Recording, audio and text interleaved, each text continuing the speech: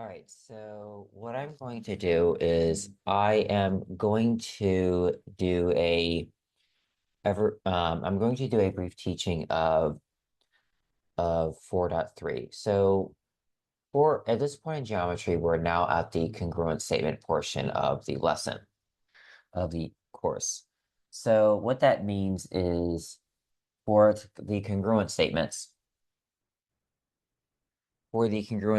we are going to be learning about 5 different congruent statements. Now, for 4.3 and 4.4, we're going to only do the first 4. For 4.3 specifically, we're going to do what's called side, side, side in SSS or inside angle sides, SAS. This this PowerPoint is going to have all of the congruent statements. However, this particular video, we're going to only go through the first 2.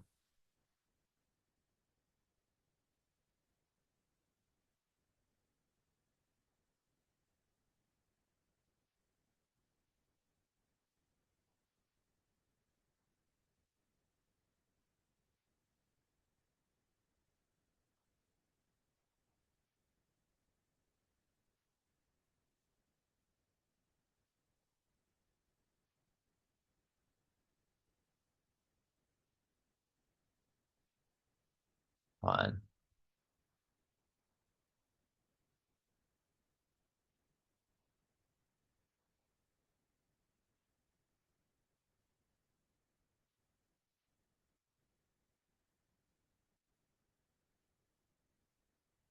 I'm not sure why it is just pausing my screen share.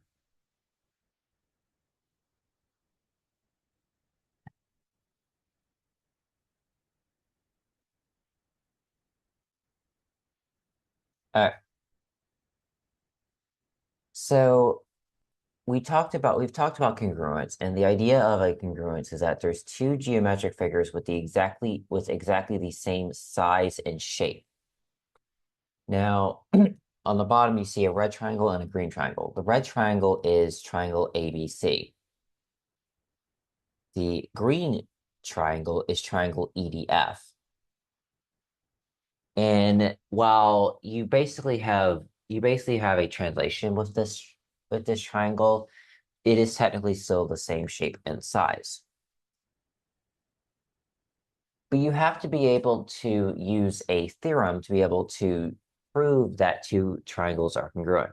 Now, before we continue, that does not mean we're going to be doing proofs. However, the congruence theorems are extremely important, though. So you've already learned corresponding parts. So this is when you look at triangle ABC and triangle DEF. And we looked at all of the corresponding both parts, which are the sides and the angles. So as you see here, side AB is congruent to side DE. Side BC is congruent to side EF. Side AC is congruent to side DF. And then, of course, when you look at your angles, angle A is congruent to angle D. Angle B is congruent to angle E. And of course, angle C is congruent to angle F. And from all of that, we can conclude that triangle ABC is congruent to triangle DEF. Now, that being said, you don't have to have all 6, as in all 3 matching congruent sides and all 3 matching angles. You don't need all 6. You actually just need 3. But it also depends on what 3 and if it fits neatly into any one of these congruence theorems. If it fits into any one of these congruence theorems, then you can prove that they are in fact congruent.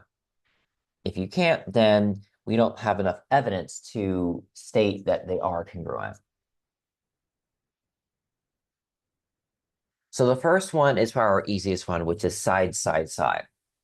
Now, we have 2 triangles, triangle ABC and triangle DEF. Now, what is of note, and we've talked about this in 4.2, but what you'll notice here is that you'll see side notches. And so where you see a side with one side notch and then another side on a different triangle with one side notch, that means that that side is congruent to that side. So you're essentially matching the side notches. So first we have side AB, which of course you see is your singular side notch. Side AB is congruent to side DE. Then you have side BC. Side BC is with two side notches. Side BC is congruent to side EF. And then finally, we're going to get to our three side notches. Side AC is congruent to side DF. So you have a congruence. So probably so one language I typically use is side pairings or angle pairings. So AB and DE, that's a side pairing. That's one singular side pairing. BC and EF, that's another singular side pairing. So altogether, we have three side pairings. When you have three side pairings such as this, you can conclude that ABC is congruent to triangle DEF based on the side-side-side or SSS congruence theorem. By the way, in any homework, in many of the assessments, if you write SSS, I will know what you're talking about. Now, ignore the included angle portion. Just ignore the included angle portion. So we'll talk about what is an included angle. But for side angle side, now we're working with two side pairings and one angle pairing. So first, let's talk about the sides first. First, we have our singular side notch. We have side AB. Side AB is congruent to side DE. Then, for our two side notches, side AC is congruent to side DF. Now let's talk about now we skipped one step, but let's go back into our middle step and go looking at our angle. Angle A, which is a singular angle notch, angle A is congruent to angle D. Now, one thing of note is that angle A and D, they have to be in what's called an included angle. So now, but before we get to that, as you see, we have two side pairings and one singular angle pairing, and that makes triangle ABC congruent to triangle DEF based off of side angle side congruence theorem, or SAS. Now let's talk about what's an included angle. An included angle is the angle between two sides. So you look at the left, middle, and right triangle. You have two sides. So you have GH and I. You see side IG and side GH. For the left one, angle G is the included angle. The angle is between those two sides. Now, if we look at the middle one, the middle triangle, side IG and side IH. Now, the included angle for this one would have to be side I, angle I. And now for the right triangle, well, the rightmost triangle, not that it's the right triangle, side IH and side GH, those are the sides that you're looking at. The included angle with those respective sides would be angle H. Now,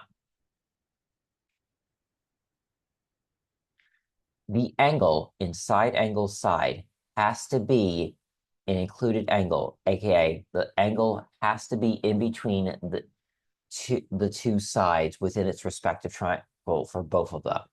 As you see, for side AB and side AB and side AC, angle A or angle BAC is the included angle. Same thing for DEF. We have side DE and side DF. Angle EDF or angle D is the included angle, since the angle that for both triangles are both included angles, we can conclude it was. Now, if we had the exact same side notches in AB and AC, but instead the angle was angle C or BCA, that would not be an included angle. Ergo, we cannot necessarily prove that they are congruent. So again, angle G, that's an included angle. In this case, angle I is the included angle. In this case, angle H is the included angle.